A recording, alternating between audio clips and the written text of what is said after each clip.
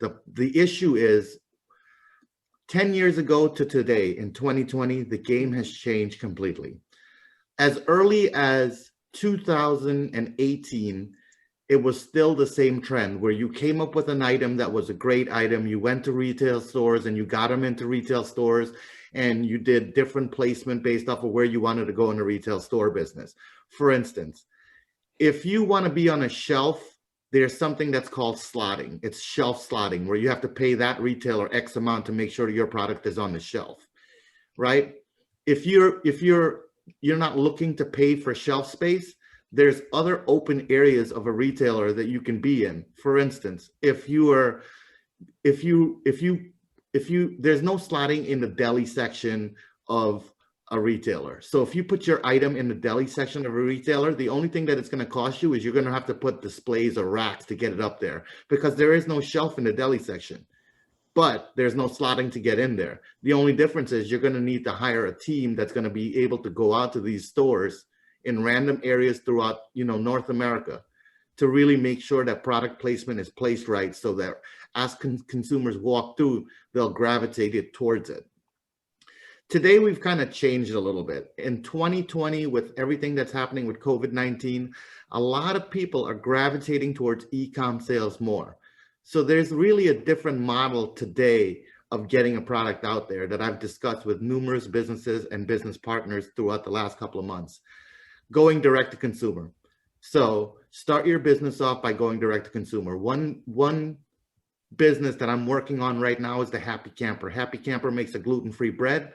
Their soul of their business right now is they bake bread, they ship it directly to consumers. Consumers love it, and then go back and continuously buy off of their e-com portal to get more bread. At this point in time, they're doing X amount of sales, so now they can show a retailer that information and get that product on retail shelves.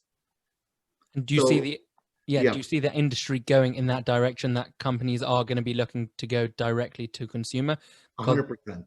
A lot of people, and these are the successful businesses of today, the newer brands, they go direct to consumer first. They're Amazon crazy, they're Shopify crazy, there's Zulily crazy. All these sites are up there. They're going for that model first. One main thing in that field that works is the same model that worked in the old retail world. In the old retail world, let's say you brought in a ShopRite, or you brought in a Stop and Shop, or you brought in a Wegmans, although Wegmans is different. On those all small chains, your pay in terms of getting paid for products shipped to them, you're probably talking anywhere between 45 to 90 days. At some places, up to 120 days before you got paid for products shipped to that store. On the larger level stores like Costco, Sam's Club, you're going to get paid within 15 to 19 days based on product going into those stores, because they're going to move at that level. So that's why when you launch a product, you want to have a combination of retail and club to really be successful in business.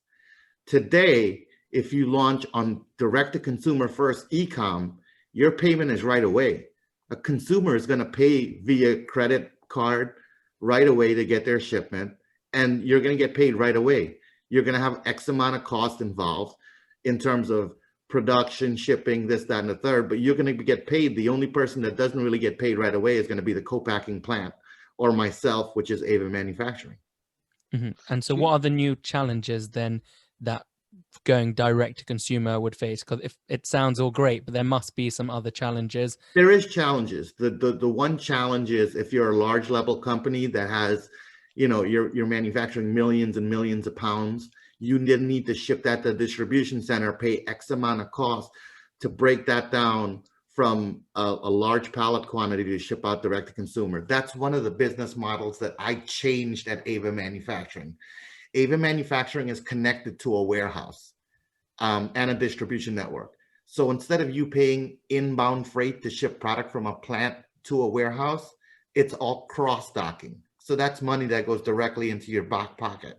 At that point, your product is already there. So if you needed e-com done through Ava Manufacturing, you can easily send your e-com orders over to us. We would be able to send X amount of employees into the warehouse, break down a skid and ship it out for you, your costs have reduced drastically. So instead of your distribution and transportation being 8 to 12% of your cost of goods, you're probably now at 5 to 6% of cost of goods.